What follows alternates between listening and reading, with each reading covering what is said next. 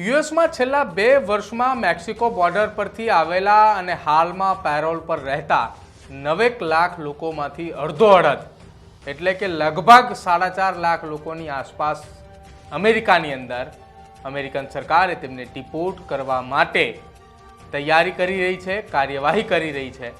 જો કે અમેરિકન સરકારે એના ઉપર કાર્યવાહી કરવાની શરૂઆત કરે એ પહેલાં જ અમેરિકાની કોર્ટે તેમના ઉપર બ્રેક લગાવી દીધી છે। આમ તો ટ્રમ્પે છેલ્લા 3 મહિનામાં લીધેલા ઘણા એન્ટી ઇમિગ્રન્ટ્સ નિર્ણયોને કારણે કોર્ટ દ્વારા અનેક નિર્ણયો રદ કરાયા છે કે પછી હોલ્ડ પર મૂકી દેવામાં આવ્યા છે। તેમાં હવે ભારતીય મૂળના એક જજ ઇન્દિરા તલવાણીએ કાયદાનો હવાલો આપી 4 લાખ અનડોક્યુમેન્ટેડ ઇમિગ્રન્ટ્સને અમેરિકાની બહાર કાઢવાના સરકારના આયોજન પર સવાલો ઉઠાવ્યા છે। જે લોકોને સરકાર એ ડિપોર્ટ કરવા માંગે છે તેઓ હાલ 2 વર્ષના પેરોલ પર યુએસમાં છે, પરંતુ સરકાર એ પેરોલનો ગાળો ટૂંકાવી એપ્રિલ 24 સુધીમાં તેમને સેલ્ફ ડિપોર્ટેશન માટે લેવાની તૈયારી કરી રહી છે। બોસ્ટનના ફેડરલ જજ ઇન્દિરા તલવાણીએ આ અંગે એવું કહ્યું હતું કે બાઇડન સરકારની અંદર ઇમિગ્રન્ટ્સને આપવામાં આવેલા 2 વર્ષના પેરોલ ટૂંકાવી નાખવાનો ડિપાર્ટમેન્ટ ઓફ હોમલેન્ડ સિક્યુરિટી નિર્ણય અયોગ્ય છે અને કાયદાનો ભંગ કરનાર આ આખો નિર્ણય છે।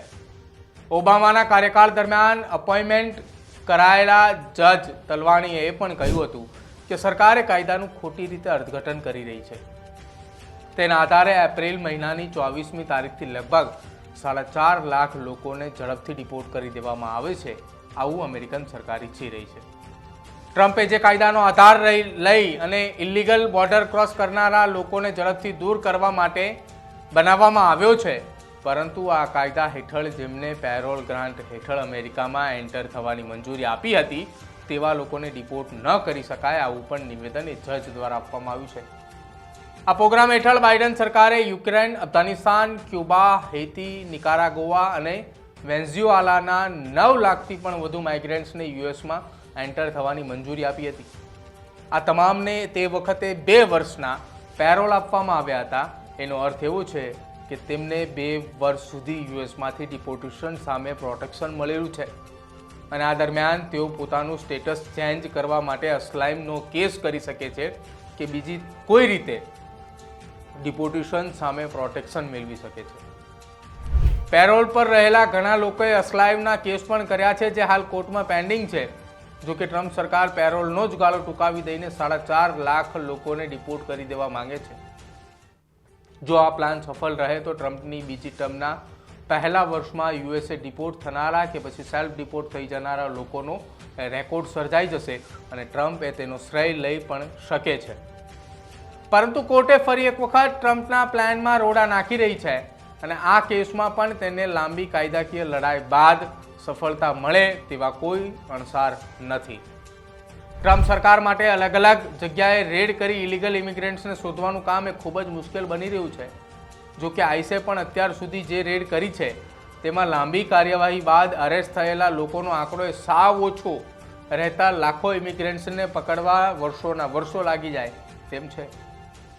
અમેરિકા પાસે ચૂંટણી સમયે આપેલા વચનો પૂરા કરવા કે પછી એ કામગીરીને મજબૂત કામગીરી બતાવવા માટે 2 વર્ષનો જ સમય છે, કારણ કે નવેમ્બર 2026માં યુએસના મિડ ટર્મ ઇલેક્શન થવાનું છે અને સત્તામાં આવ્યાના 3 મહિનામાં જ ડોનાલ્ડ ટ્રમ્પની સામે યુએસમાં વિરોધ પ્રદર્શનો પણ શરૂ થઈ ગયા છે અને તેમના અણઘડ નિર્ણયના કારણે એ કરવા ગયા કંસાર અને થઈ ગઈ થૂલી જેવી સ્થિતિ સર્જાઈ છે।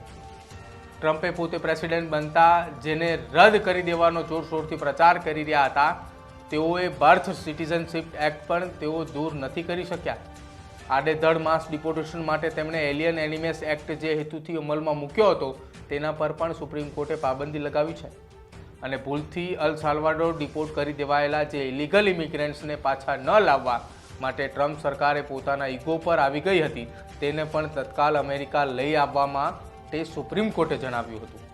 આટલું ઓછું હોય તેમ એ પોતાનો પાવર બતાવવા માટે ટ્રમ્પે રેસિપ્રોકલ ટેરિફની જાહેરાત કરી હતી, તેનું પણ હાલ તો ફીંડલું વળી ગયું છે। તેના કારણે અમેરિકન્સને પણ ટ્રમ્પ એ શું કરી રહ્યા છે તે નથી સમજાઈ રહ્યું અને અમેરિકન્સ નાગરિકોને તેમના પ્રેસિડેન્ટ પરથી વિશ્વાસ ઘટી રહ્યો હોય તેવું લાગી રહ્યું છે. તમારું શું માનવું છે? ડોનાલ્ડ ટ્રમ્પના અણઘટ નિર્ણયના કારણે વારંવાર સુપ્રીમ કોર્ટ તેના નિર્ણયોની સામે દખલગીરી કરે છે અને તેમના દરેક નિર્ણયોની સામે સ્ટે લાવવા માટે સુપ્રીમ કોર્ટની અંદર દરખાસ્તો થાય છે. જો કે સામે પક્ષે સુપ્રીમ કોર્ટ પણ એ કાર્યવાહીને રોકે છે. અમારા અહેવાલને લઈને તમારું શું માનવું છે તે ખાસ અમારા કમેન્ટ સેક્શનમાં જરૂર જણાવજો. જોતા રહેજો ન્યૂઝરૂમ. નમસ્કાર.